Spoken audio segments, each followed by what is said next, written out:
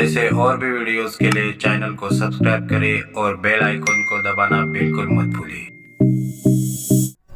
मोहफिज नावाचं गोलंदाज जोखमीचा जबाबदारीचा षटक घेऊन 6 चेंडू आणि 12 धावेची गरज। मोहफिज शेवटच्या षटकातलं पहिलं चेंडू घेऊन काय होता, पहिल्या चेंडूवरती पहिलं चेंडू उंच खेळलेलं फटको, चेंडूच्या खाली क्षेत्ररक्षक एकापेक्षा 2 पोचले, दोन्ही फलंदाजी धावून 2 धावा पुरे केले गेले। पहिल्या चेंडूवरती 2 धावा खर्च केले गेले। पुढचे 5 चेंडू शिल्लक आणि 5 चेंडू विजयाचं लक्ष राहिलं 10।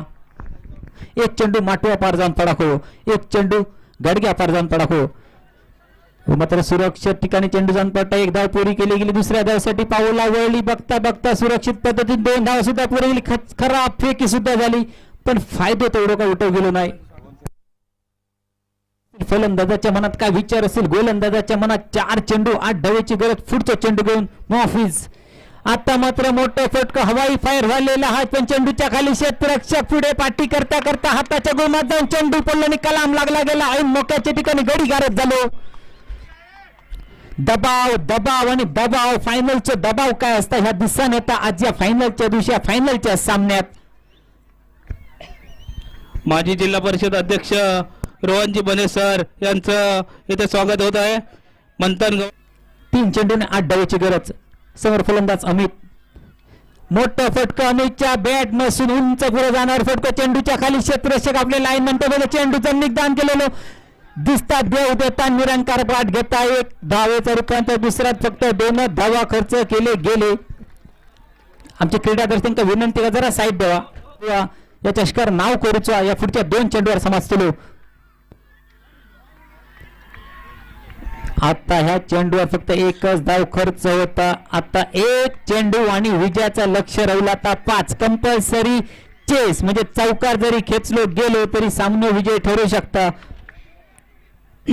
समोरचे संघ। आणि विजय षटकार खेचू लागत तो म्हणजे या फलंदाजाक समीर, या फलंदाजाक तर दबाव।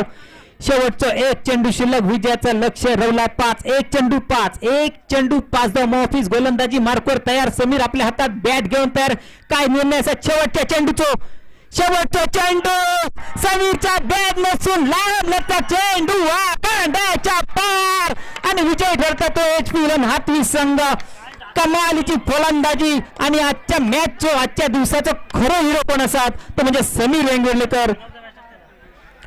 काय होत नाही काय नव्हतं, सामनो खै खेचून आणलो होतं आणि शेवटच्या चेंडूपर्यंत सामना रंगलो असा वाटत होता की एखादी सामना संपत कदाचित, पण कौतुक करूचा लागत